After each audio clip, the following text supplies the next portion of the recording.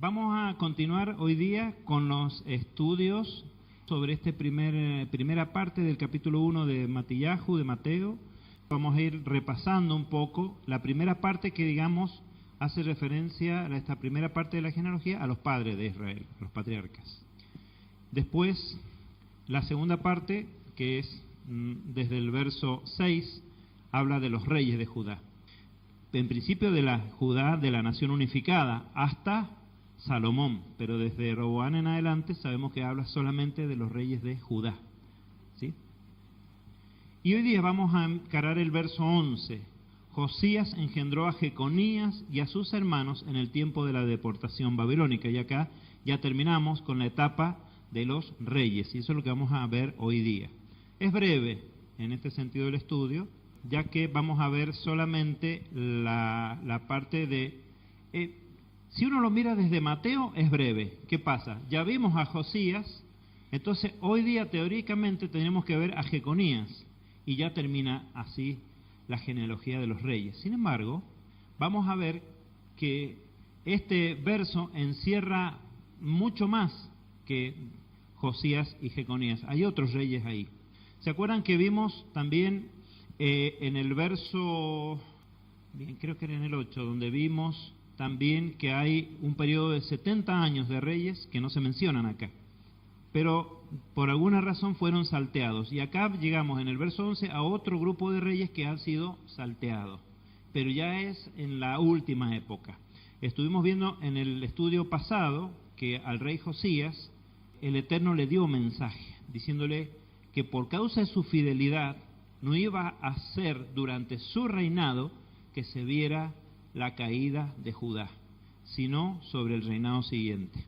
Y así, bueno, es lo que vamos a estar viendo que ocurrió, que concluye todo con el tiempo de la deportación babilónica. Entonces, vamos a proceder a ver esto. Josías engendró a Jeconías y a sus hermanos, ¿sí? Bien, para lo cual vamos a leer Segunda de Crónicas 36. Saben que este libro se llama Crónicas de los Reyes de Judá, y el otro de Reyes se llama Reyes de Judá y de Israel. Yo me pregunto a veces por qué ha sido omitido en las Biblias, pero si estos nombres, tanto el nombre del libro de los Reyes y el libro de las Crónicas, estuviera completo, muchos se habrían dado cuenta que hay algo que no cuadra en esto de el haber sido desechado Israel, porque se desconoce de las dos casas de Israel. Sin embargo, esto está escrito en los nombres originales de estos libros. Segundo libro de Crónicas 36, versos 1 al 3, y dice, partiendo del rey Josías que estudiamos en el Shabbat anterior, ¿sí? El pueblo de la tierra tomó a Joacás, hijo de Josías, e hizo que reinara en Jerusalén en lugar de su padre. Entonces vemos que a Josías lo sucedió su hijo Joacás. Esta parte es bastante complicada de seguir. Cuando uno lee en Crónicas, te das cuenta que no entendiste, que tenés que volver atrás, y tampoco coinciden algunas cosas con el relato de Mateo, entonces hay que estarse... Bueno, entonces, ¿qué hacemos hoy día? Vamos a estudiar auxiliados por estos gráficos, ¿sí? Para ir haciendo el seguimiento. Bien. Entonces dice que el pueblo de la tierra, el pueblo de Eretz, está hablando de Israel, ¿sí? Tomó a Joacás, hijo de Josías, e hizo que reinara en Jerusalén en lugar de su padre. Pero ya para esta época se empiezan a sentir lo que había anunciado el Eterno al rey Josías a través de la profetisa, de que después de él comenzaba ya la caída. Y efectivamente lo relata el verso 2 de Segunda de Crónicas 36, que dice, Joacás era de 23 años cuando comenzó a reinar, y reinó 3 meses en Jerusalén. ¿Por qué? Porque hubo un problema. ¿Qué pasó? Veamos el verso 3. Y el rey de Egipto lo destituyó en Jerusalén e impuso al país un tributo de 100 talentos de plata y 1 de oro, ¿sí? Entonces, ¿qué pasó? Egipto ya interviene sobre la vida de Jerusalén y destituyen a este rey Joacás. Seguimos con 2 Crónicas 36, dice desde el verso 4. Después el rey de Egipto hizo que su hermano Eliakim reinara sobre Judá y Jerusalén, y cambió su nombre por el de Joacim. Y a su hermano Joacás lo llevó a Egipto. Entonces se lo llevó cautivo, puso al hermano de Joacás, a Jeconías, lo puso en el reinado, y a Joacás se lo llevó cautivo a Egipto, y se le había anunciado, el profeta le había anunciado a Joacás que estaba siendo desagradable delante del Eterno, que lo iba a hacer llevar a Egipto y allá iba a morir, y así fue. Nunca regresó. Y Eliakim tenía 25 años cuando comenzó a reinar, y reinó 11 años en Jerusalén. E hizo lo malo ante los ojos de Yahvé. O sea, ya acá ya empezamos ya el camino de salida, ya está, ya se terminó.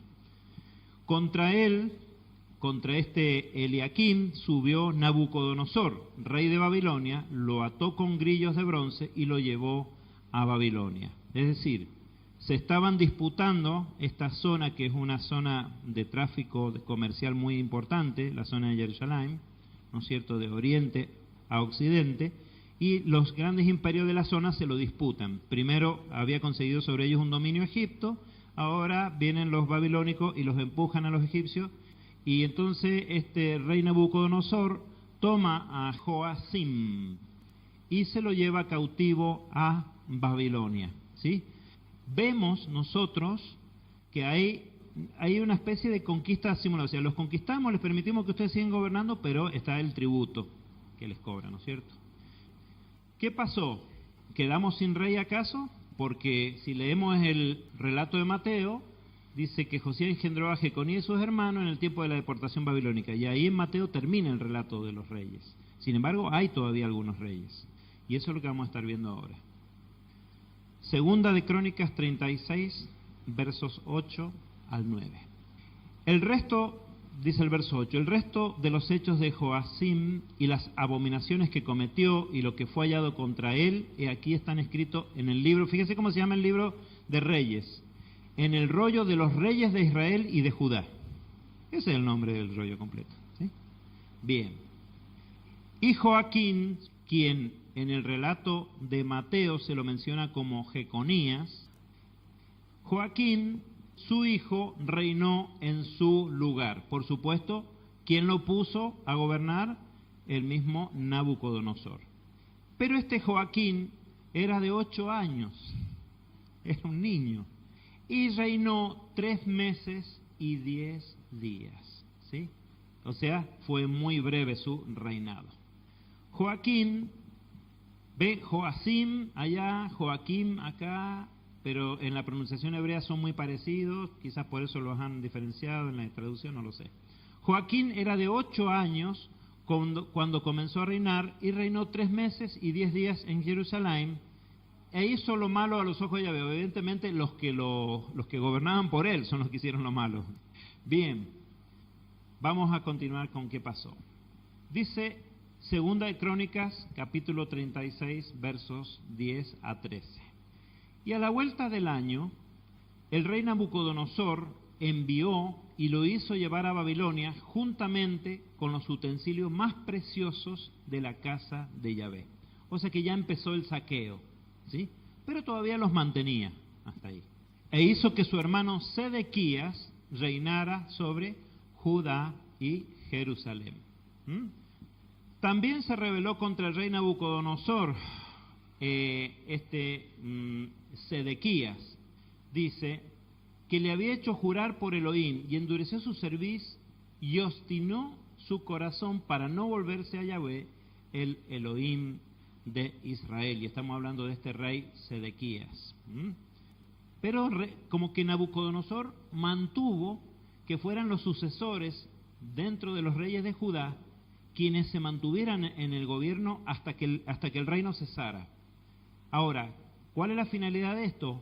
Pues que se le había prometido a David que siempre habría uno de la casa de él reinando sobre Jerusalén. Siempre. Entonces estos reyes, sin saberlo, fíjense, el faraón de Egipto sacó a Joacás y puso a Jeconías. Y después el hermano. Y después Nabucodonosor pone a Joaquín, lo saca y pone a Sedequías, pero siempre dentro de la misma línea familiar. De este modo se sigue cumpliendo la promesa del Eterno al rey David. Aún en las peores circunstancias se sigue cumpliendo. Segunda de Crónicas, capítulo 36, versos 14 al 21. Asimismo, todos los príncipes de los Coanim, de los sacerdotes, y el pueblo aumentaron la infidelidad. ¿Contra quién? ¿Contra Nabucodonosor o contra el Eterno? Contra el Eterno. Obrando según las abominaciones de las naciones y profanando la casa de Yahvé que él había santificado en Jerusalén. Y Yahvé, el Elohim de sus padres, les enviaba palabra a través de sus mensajeros. O sea, siguen sucediéndose acá los profetas. Está en ese momento Jeremías, entre otros, ¿sí? Le enviaba palabra a través de sus mensajeros, continuamente les enviaba palabra, porque él se compadecía de su pueblo y de su morada. Aún en el tiempo de la infidelidad, el Eterno se sigue compadeciendo de sus hijos, ¿sí? Bien, dice el verso 16, pero ellos, ¿qué hicieron? Se burlaron de los mensajeros de Elohim y despreciaron las palabras de él y trataron despectivamente a sus profetas. ¿Hasta cuándo? Hasta que la ira de Yahvé se encendió contra su pueblo, hasta que no hubo remedio. ¿Sí? Ya no hubo remedio. Ya no hubo forma, ya no bastaba. ¿Se acuerdan que el rey Josías, con su volverse, retrasó el tiempo del juicio? No lo pudo evitar, y eso que fue un rey muy fiel. Sin embargo, no pudo evitar lo que ya estaba decretado. A veces pensamos que el Eterno, que es tan firme y tan determinado en su forma de obrar para con sus hijos, va a ser más tolerante de las abominaciones de las naciones, como estas fiestas navideñas que vemos ahora, que son donde la memoria de Yeshua es pisoteada, celebrándose en una fecha que no es y de una manera que es escandalosa. Y que aquel vieja teoría de que Constantino le asestó un duro golpe, un terminante golpe o un golpe de muerte a la idolatría al superponerle la fecha del nacimiento de Yeshua en la misma fecha de las celebraciones paganas, hoy día nos damos cuenta que no fue vencida para nada la idolatría, sino que además venció la idolatría. Porque hoy tenemos una fiesta que se celebra en medio de tremendas manifestaciones paganas, como el viejito pascuero, el Papá Noel, San Nicolás, como le quieran llamar, que es de una raigambre pagana, el arbolito, raigambre pagana, y la fiesta se celebra exactamente la misma forma que se celebraba la Saturnalia, es decir, con gran profusión de bebida, comida, borrachera, regalos y todo, es exactamente igual. No vencieron a nadie, sino que al contrario fueron vencidos, lo cual nos llama a nosotros que la verdad, o sea, al revés, la mentira se debe combatir desde la verdad y no desde la mentira, ¿no es cierto? No podemos, para combatir la mentira, superponerle otra mentira. Esto es, pero del sentido más común, más básico, y sin embargo lo hicieron así. El Eterno dice, ¿querés alegría? Estarás verdaderamente alegre en la solemnidad de los tabernáculos. Ahí podés estar alegre. ¿Por qué debemos trasladar la alegría a la alegría pagana y querer hacer un calco que salió malísimamente mal, como era de prever? No se puede ir en contra del Eterno. Bien, comentario al margen este. Bien, entonces hizo subir contra ellos al rey de los caldeos. ¿Quién es el rey de los caldeos?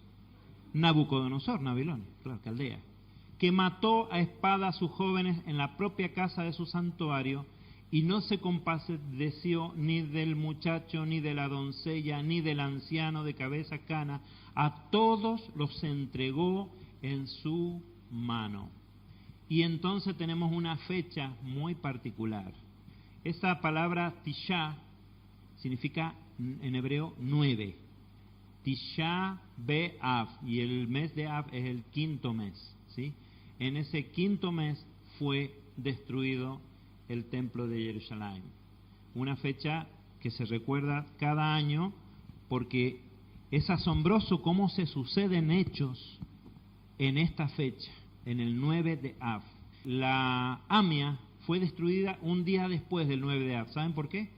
Porque el 9 de Av era domingo. Entonces esperaron al lunes para hacer más daño. El edicto de expulsión de los judíos tuvo efectivo cumplimiento porque se dictaminó para una fecha y se postergó por unos meses, pero cuando ya se puso su efectivo cumplimiento, que era 9 de Av. ¿Qué destrucción del templo es esta? La primera. Bueno, la segunda destrucción también tuvo lugar para esta fecha, el 9 de Av. Entonces una fecha que cuando tomamos un almanaque bíblico y vamos desde el último día de las festividades de la primavera hasta la primera fecha de las festividades del otoño, equidista, está justo en el día central entre las dos solemnidades. La fecha del Tisha B'Av es el 9 del quinto mes. Y hay un pasaje misterioso en Levítico 23, que siempre lo comentamos esto, donde termina de comentar las primeras solemnidades. Ya antes de empezar a comentar las segundas solemnidades dice, cuando ares tu campo no cegarás las esquinas, ni te volverás por lo que se haya caído, lo dejarás para el pobre y para el afligido. Y en eso está oculto un mensaje del Eterno diciendo de lo que ocurre en este tiempo entre las dos solemnidades. Solo si mi pueblo es misericordioso y se acuerda de los humildes y se acuerda de los que están en necesidad, los eximiré del juicio.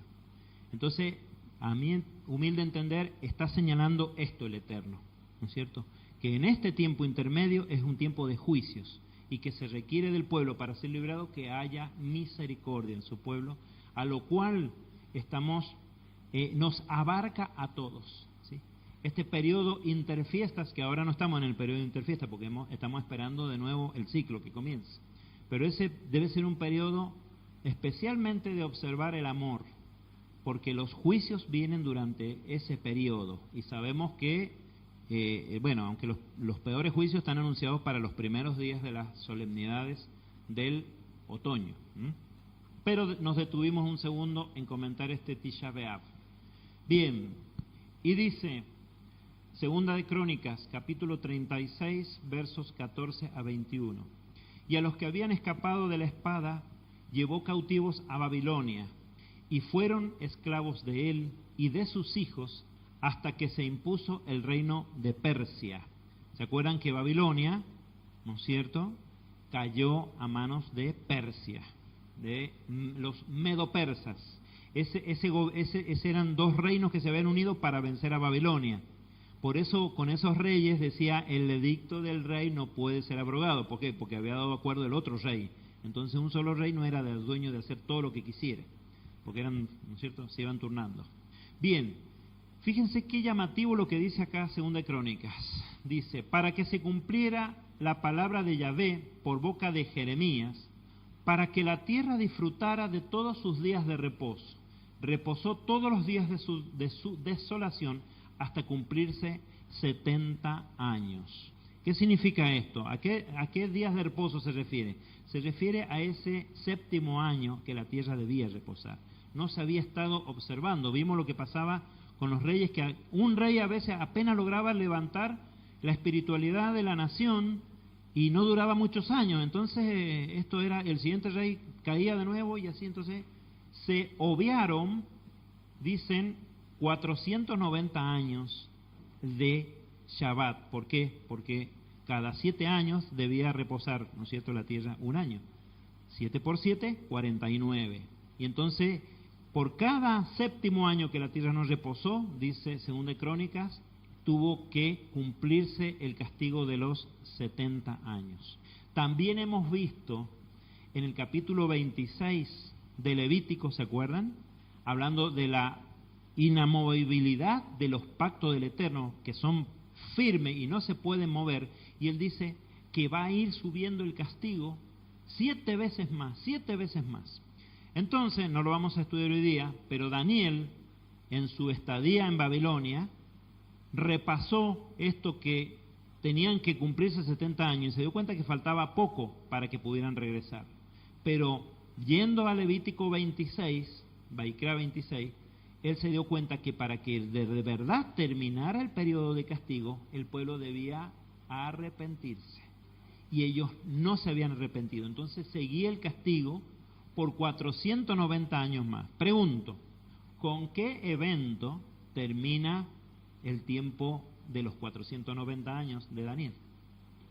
Con la purificación del templo por parte de Yeshua, con el Mashiach. O sea que él sí le fue dado, claro, a la muerte de Esteban se cumplen esos 490 años, 7 por 7. O sea que el castigo era de 70 años y se multiplicó por 7 más.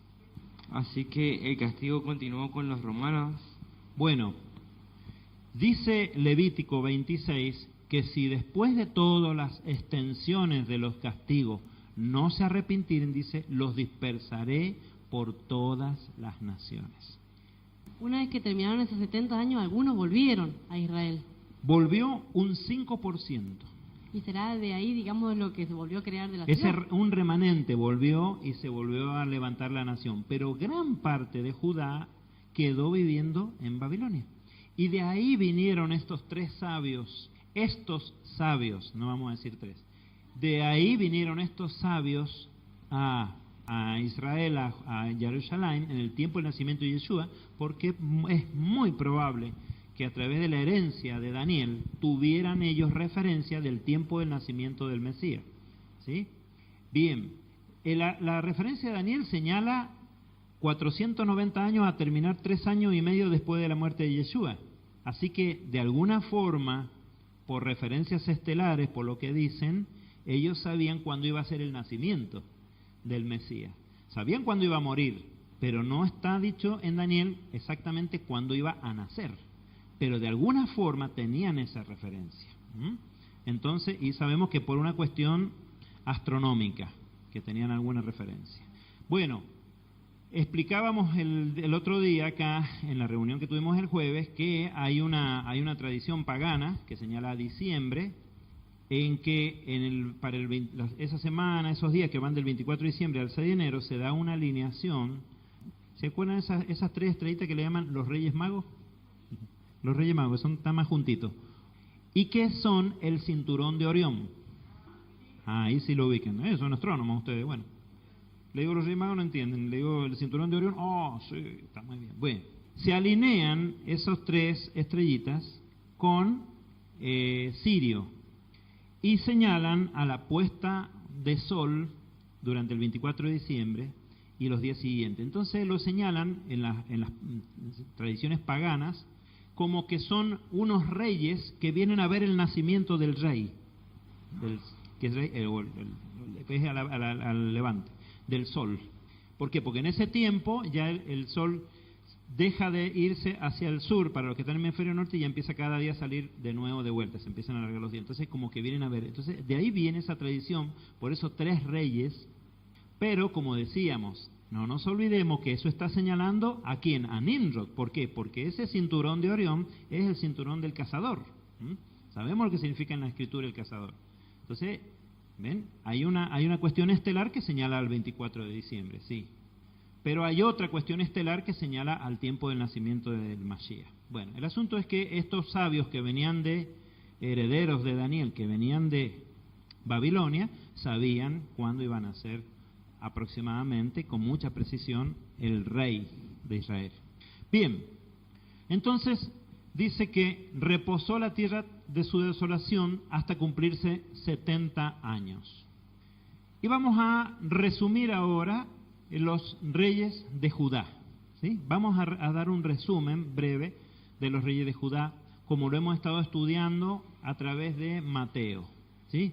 Bueno, sabemos que el papá de David, Isaí, ¿no es cierto?, engendró a David, quien a su vez engendró a Salomón, quien a su vez engendró a Roboam, quien a su vez engendró a Abías, quien a su vez engendró a Asa, quien a su vez engendró a Josafat, quien engendró a Joram, y acá sí tenemos esos tres reyes que no están mencionados en el testimonio de Mateo, que abarca un periodo de casi 70 años.